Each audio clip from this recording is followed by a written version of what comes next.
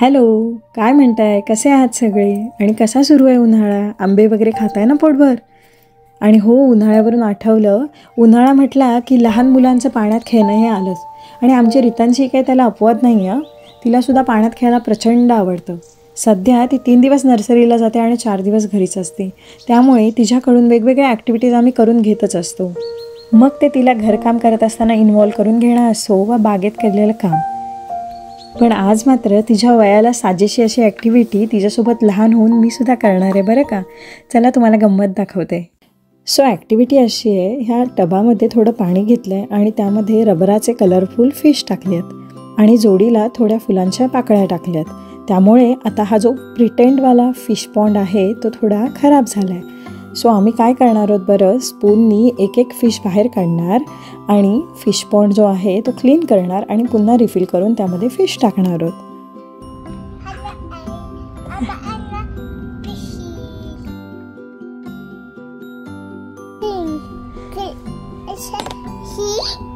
हो ना, पॉन्ड शी झालाय, खराब झाला. आपण ऑरेंज फिशला काढूया का आधी बाहेर? कुठे आहेत orange fish रितांशी?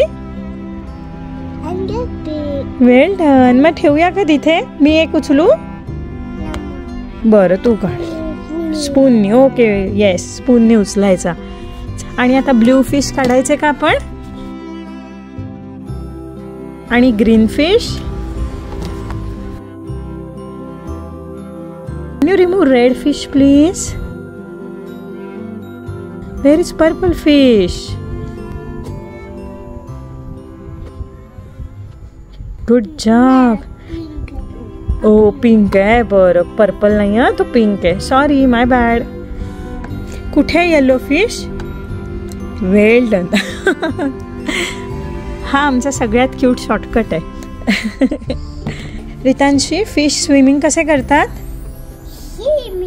Yeah, 5 little fish swimming in the water, swimming in the water. Bubble, bubble, bubble, bubble. Pop, yay! हे किती काढलेत फिश? Can we count? 1, 2, 3, 4, 5. 4 आहेत. Okay. 4 fish. 4 fish.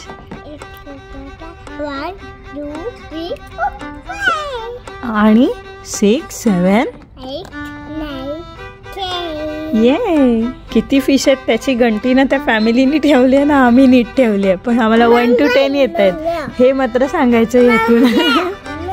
असू दे त्या मुंग्या. ह्या ॲक्टिव्हिटीमुळे लहान मुलांचं हँड आय कोऑर्डिनेशन तर इम्प्रूव्ह होतंच, पण रंग आणि पाण्याची संगत याच्यामुळे रितांशीने ती ॲक्टिव्हिटी बराच वेळ एन्जॉय केली आणि तिला रंगांची ओळख खेळाखेळातच होऊन गेली. संपले फिश. ये, वेल डन. खेळून झाल्यानंतर उरलेलं पाणी आम्ही झाडांना घातलं. यंदा आमच्याकडे स्प्रिंगमध्ये जास्त पाऊस न पडल्यामुळे आजूबाजूची पाण्याची जी तळी होती ती सुकून गेली आहेत. खरं तर पाणी सगळ्यांनीच जपून वापरायला हवं आहे आणि जमेल तितकं ते रियूजही करायला पाहिजे.